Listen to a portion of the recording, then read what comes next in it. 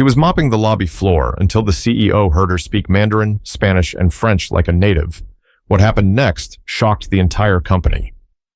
Most people didn't notice the cleaning crew at Halberg International, not out of malice, just habit.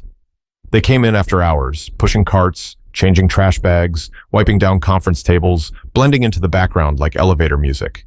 It was Monday morning in downtown Fort Worth, Texas, and the company's main lobby buzzed with shoes clacking against tile, people tapping on phones, talking deadlines, and clutching coffee like it held the answers. Jonathan Kellerman, the company's CEO, was halfway through his walk from the parking garage to the 18th floor executive suite when he heard it. A voice, but not just any voice. Fluent, sharp, and rolling through a language he hadn't heard since his last visit to the company's Shanghai office. Mandarin. It stopped him cold. Not because it was Mandarin, but because of who was speaking it. He glanced around, thinking maybe one of the international sales reps had come in early, but then he saw her. A woman in a burgundy janitor's uniform, her short twists pulled back into a ponytail, standing near the touchscreen lobby directory. She was mid-conversation with an older man in a navy jacket and thick-rimmed glasses, who looked confused and relieved all at once. She was gesturing calmly, her voice warm and firm, directing him toward the elevators. Kellerman narrowed his eyes. He'd seen her before, passing through the halls after late meetings, always polite, always quiet, never made eye contact unless spoken to. He didn't even know her name. But here she was, effortlessly translating and explaining building logistics in a language most Americans couldn't even pronounce correctly. He took a slow step forward. As he got closer, she wrapped up the Mandarin conversation and turned toward a delivery man holding a clipboard. Está buscando el muelle de carga. Está detrás del edificio junto al estacionamiento norte, she said, fluidly switching into Spanish. The delivery man blinked. Sí, gracias.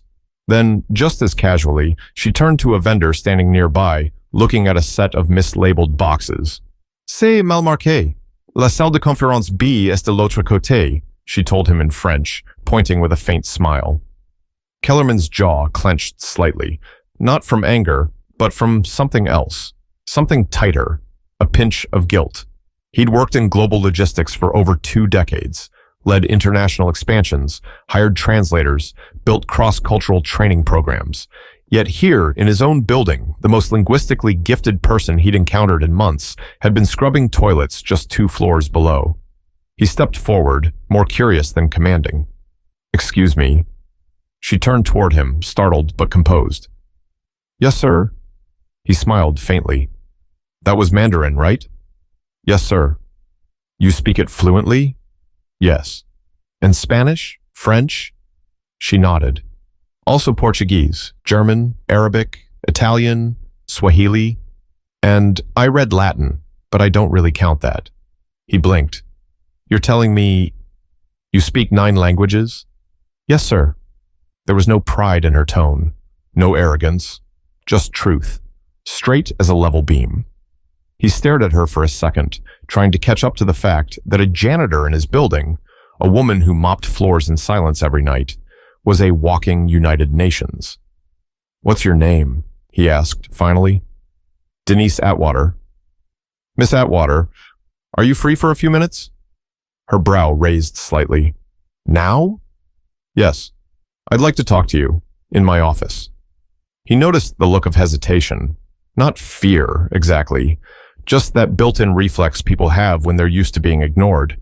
Or underestimated. She slowly nodded. All right. He pressed the elevator button, holding the door open as she stepped inside. Inside the lift, silence settled for a moment. I've worked here for 13 years, she said suddenly as they rose toward the executive floor. He turned toward her. Never thought I'd be invited up. He gave a small, quiet smile. You might be surprised how quickly things can change. But he had no idea just how much was about to change. Not for her, and not for him. The elevator dinged. Denise stepped out first, her shoes quiet on the polished wood floor of the executive hallway. It smelled like citrus and leather. Money, if you had to put a scent on it.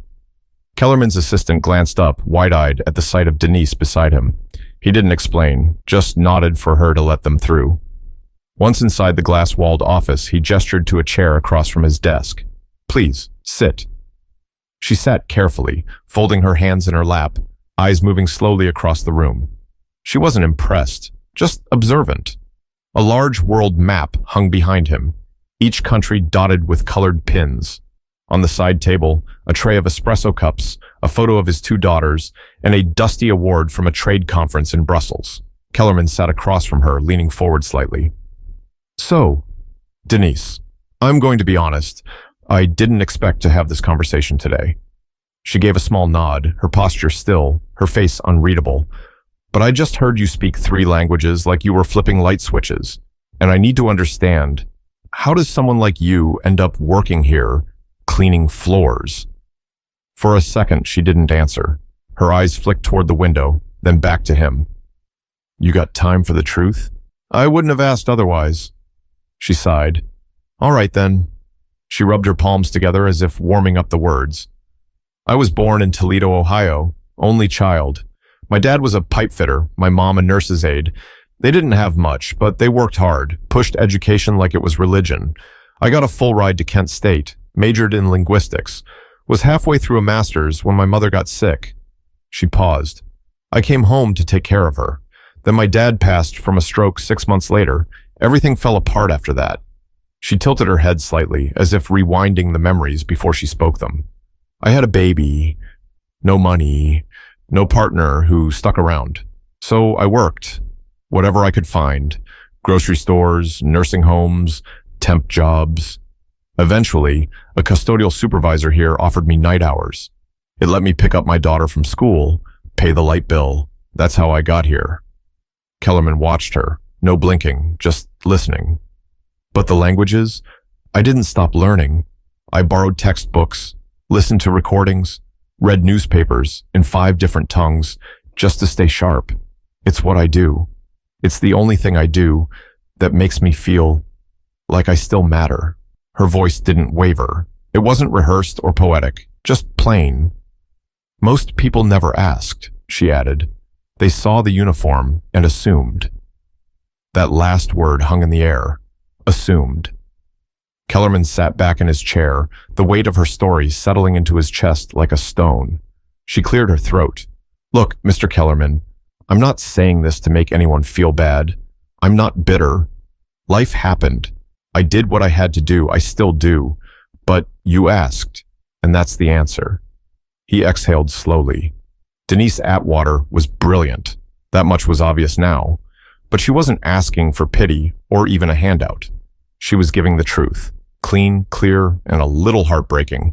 You ever think about doing anything else? He asked. She gave a small shrug. Sometimes, but it's hard to dream when your rent's due. Silence fell again, but it was different now, denser, full of something unspoken but powerful. Kellerman reached for his notebook, jotted down a few lines. What are you writing? She asked, her voice still calm, but a little curious now. He looked up at her.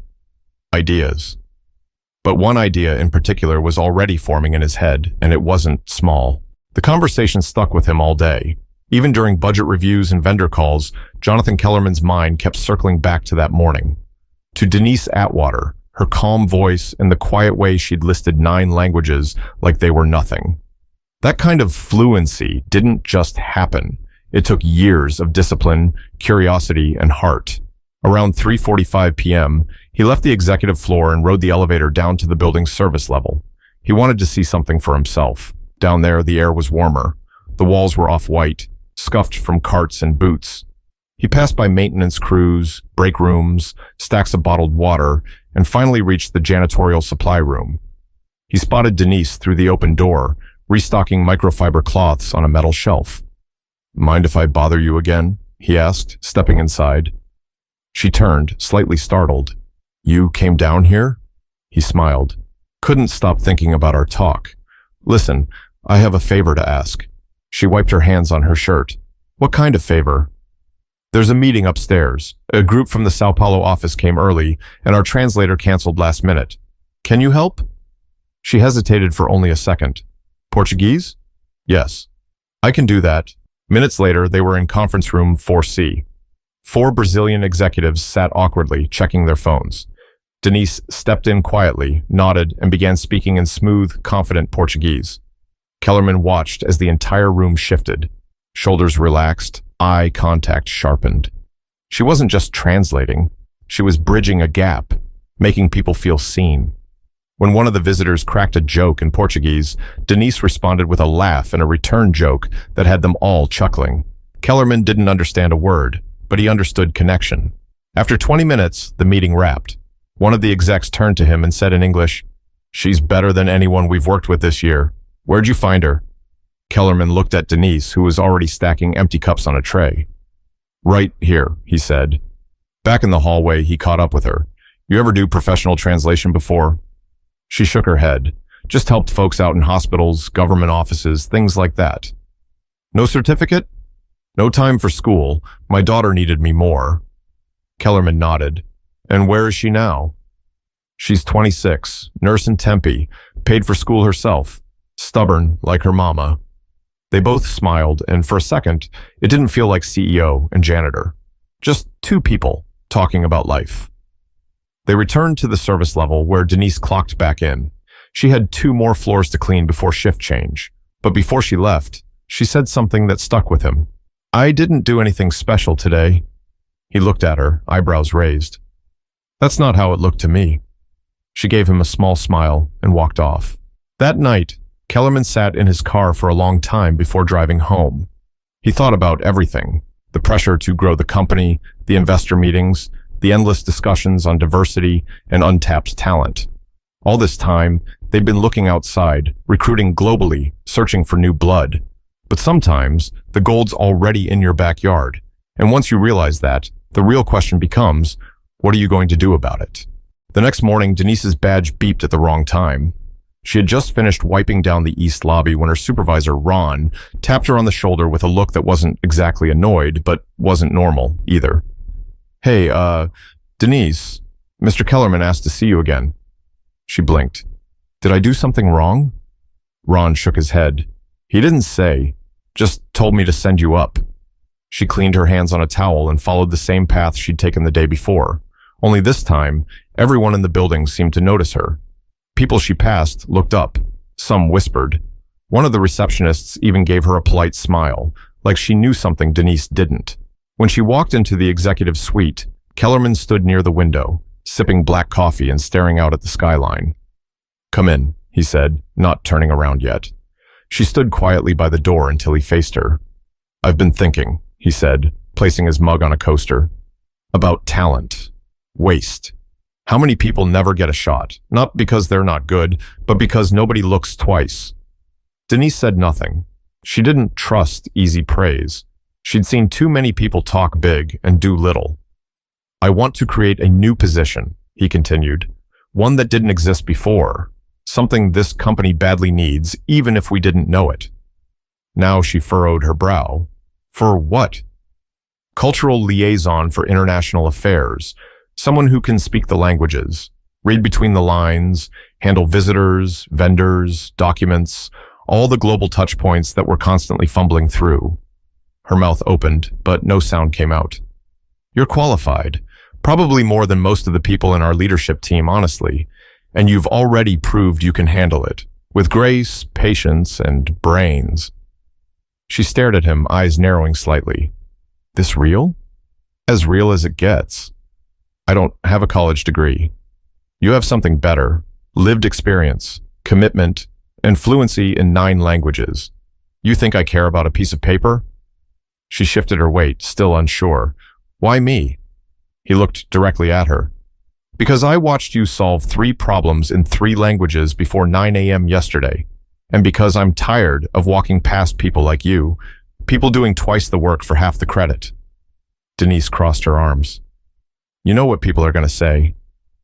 "I don't care." She stared at him a long moment, then let out a slow breath. "I've never had an office job," she said. "Never had a title." "You'll learn fast." "I don't have a wardrobe for this kind of thing." "I'll have HR send a clothing stipend." She gave a dry chuckle. "You thought of everything, huh?" "I'm trying." A long pause stretched between them.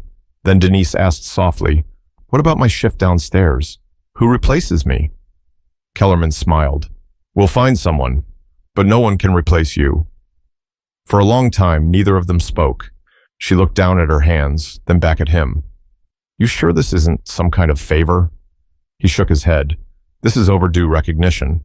She bit her lip, eyes glistening, but she blinked the tears away before they fell. All right then, she said, voice firm. Let's see what I can do. He extended his hand. She shook it. It wasn't just a handshake, it was history being rewritten. But what neither of them expected was how everyone else in the building would react. By Wednesday, the news had traveled faster than the elevators. Denise Atwater, the janitor from the night shift, had been promoted to an executive-level position. Nobody knew the full story, just whispers, that she spoke a bunch of languages, that the CEO himself had chosen her, that she might have some kind of secret background, maybe government work, maybe even undercover. The gossip bounced from cubicle to conference room. Some folks were curious, some smiled, said, "Good for her." But not everyone was clapping. In the staff lounge, 2 marketing assistants leaned close over their salads. "I'm just saying," one whispered, "I have a master's in international business, and I've been waiting 2 years for a promotion. This lady was scrubbing urinals last week." Her friend shrugged. "Maybe she knows something we don't." "Oh, please. It's Kellerman trying to look progressive. Check a box." That same energy trickled into boardrooms and Slack messages, quiet resentment mixed with confusion. People weren't used to upward moves coming from outside the usual ladder. Denise felt it the second she stepped into her new office on the 12th floor. It was modest, just a desk, a plant, and a computer she hadn't touched yet. But to her, it looked like another planet. When HR finished onboarding her, she asked if she could keep the night uniform. Not to wear, just to remind herself. That afternoon, she met with Victor, head of international operations. He walked in with a clipboard and tight eyes. Didn't shake her hand, didn't sit. "So, you're the new liaison," he said, like it was a joke wrapped in politeness. Denise looked up. "That's what I'm told." "You have experience in corporate environments?" She smiled. "Only from the outside looking in." He didn't laugh. "I've got reports from Italy, contracts from our Dubai partners, and an entire vendor issue in Sao Paulo. Think you can manage that?" She stood up. "I'll need a few hours to review, but yes."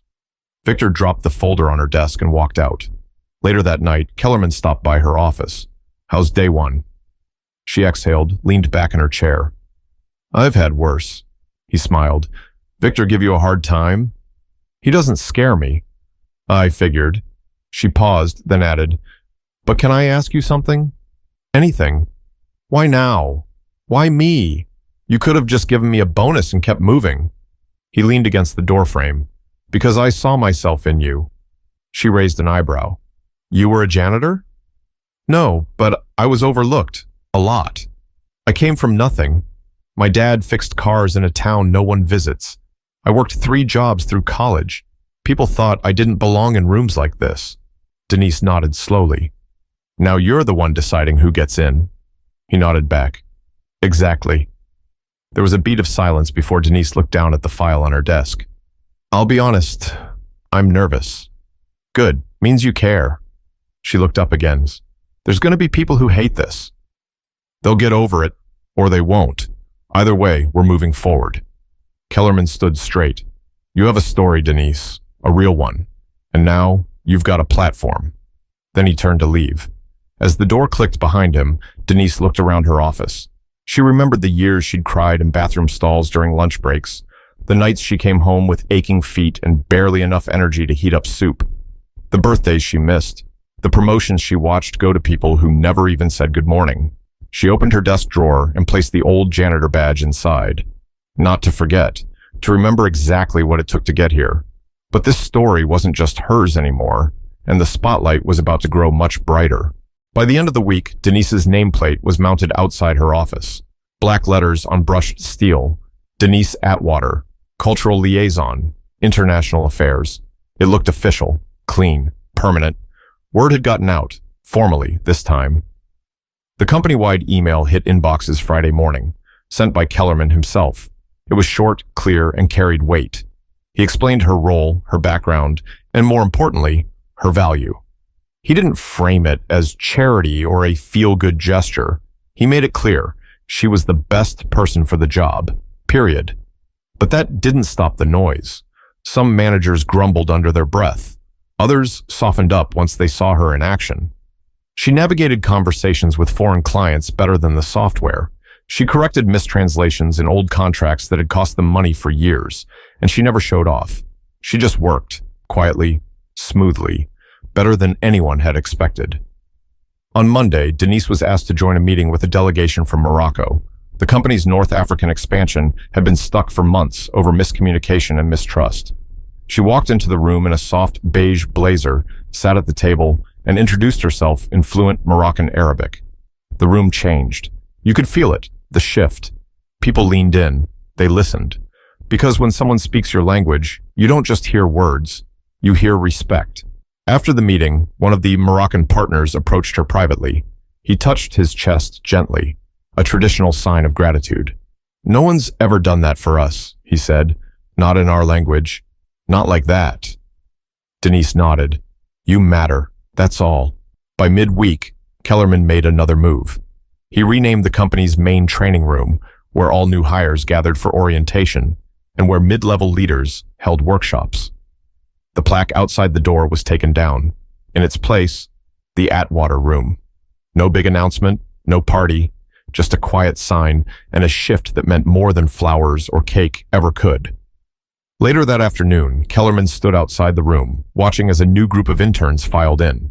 He heard one of them whisper, "Who's Atwater?" A senior staff member answered, "She's someone who reminded this place that greatness doesn't always come in a suit." That same day, Denise found a sealed envelope on her desk. No return address, just her name, handwritten in block letters. Inside was a note. It read, "I used to think I'd be invisible forever, but today I stood a little taller because of you. Thank you." No signature, just proof that people were watching, people who needed to see what was possible. Denise sat there staring at the words, her throat tightening. She didn't cry. She didn't need to. Because that was the moment she realized. This wasn't just a job. It was a door. But not every door stays open without a fight. And someone was already planning to push back. The backlash didn't take long to show its face. Late Thursday, Denise was called into a meeting, not by Kellerman, but by someone higher up. Eleanor Craig, a senior board member who'd flown in from Dallas. She'd been with the company since the 90s. Sharp suits, sharper tongue. Denise walked into the small conference room on the 17th floor, where Eleanor waited with a stack of papers and a flat stare. "Have a seat," she said, without looking up. Denise sat. Eleanor tapped her pen twice. "So, Miss Atwater, I've reviewed your file. You have no college degree, no previous corporate training, and no management certifications." Denise didn't flinch. "That's correct." Eleanor folded her hands. "You were a janitor here 3 weeks ago." "I was." She leaned back in her chair. "Help me understand how someone with your background is now handling high-level international affairs." Denise held her gaze. "Because I speak the languages. I understand the cultures. I've already fixed 2 vendor contracts and cleared a 3-month delay in our Morocco deal. I also helped secure a verbal agreement with our Brazilian partners that legal is finalizing next week." Eleanor pursed her lips. "You think this company should be run on instinct and charm?" Denise smiled slightly. "No, ma'am. I think it should be run on results." Eleanor blinked. That was the first time Denise had seen her hesitate. "I don't need to be liked," Denise added, "but I do need to be useful, and I am." Eleanor stood and slowly closed the folder. "You're a gamble." "I'm used to that," Denise said quietly. "My entire life's been one." When the meeting ended, Denise didn't return to her office right away. She walked out of the building and sat on a bench across the street, staring at the glass tower she now worked in.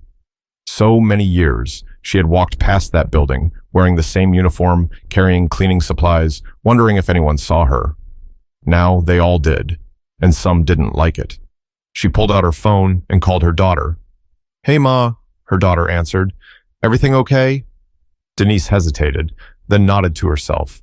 "Yeah, just needed to hear your voice." "You sure?" "I'm sure." They talked for a few minutes, mostly about nothing. Groceries, her daughter's dog, a new movie she wanted to watch. But just hearing her laugh steadied Denise. After they hung up, she sat in silence. Then she stood up, walked back across the street, and rode the elevator to her floor. By the next morning, word of the Eleanor Craig meeting had somehow spread. And to everyone's surprise, Denise didn't back down. She showed up early, spoke at a team meeting, took a call with the German office without needing a translator, calm, sharp, unbothered. That same day, a handwritten note appeared on the whiteboard outside her office. "We see you." No name, just 3 words that meant the world. In the following weeks, something strange happened. People started coming to her, not just for translation, but advice, guidance, confidence. She became the person people went to before they pitched an idea. She'd sit with interns and give them tips before big presentations, and she never talked down to anyone. One of the interns, a shy Vietnamese kid named Bao, asked her, "How did you learn all those languages?" She smiled. "1 word at a time, same way you will." Denise wasn't just doing her job, she was changing the culture. One afternoon, Kellerman joined her for coffee in the break room. "Been hearing good things," he said. She sipped from her cup. "Been trying to ignore the bad ones." "You're making waves." She looked at him. "That a good thing?" He smiled. "Around here? It means you're doing something right." They stood in silence for a moment. "You know," he added, "I've been thinking about starting a training program for internal talent, especially folks working non-desk roles. There's probably more Denises in this building." She nodded. "There are. They just haven't been seen yet." He looked at her. "Want to help me build it?" She smiled. "Already started in my head." By month's end, the pilot program launched. A new initiative called Voice Inside, designed to give workers across departments access to language training, leadership mentoring, and visibility across divisions. It was Denise's idea, and it caught fire. Eventually, she was invited to speak at a logistics leadership summit in Cincinnati, where she told her story, not as a motivational tale, but as a reality check. "I was never just a janitor," she said to the crowd. "I was fluent. I was capable. I was ready. But nobody ever looked long enough to see it. So the next time you pass someone without a title, ask yourself, what are you really missing?" The room was silent, and then it stood, full applause. On her way out, a young man approached her with tears in his eyes. "My mom's a housekeeper," he said, "and she speaks 5 languages. I used to be embarrassed to say that." Denise touched his arm. "Don't ever be ashamed of where you come from. The only thing to be ashamed of is staying blind to brilliance." She walked out of that building taller than she ever had in her life. Not because of the applause, not because of the promotion, but because she hadn't changed who she was to fit the role. She'd brought herself, every layer of her story, with her. And that made all the difference. Never assume you know someone's worth based on what they wear, where they work, or what their resume says. Talent has no dress code. Intelligence doesn't need permission. And brilliance can walk past you wearing a name tag, holding a mop. If you've ever been overlooked, underestimated, or ignored, keep going. The right person will see you. And when they do, don't be afraid to take that seat at the table. Better yet, bring a few more chairs with you.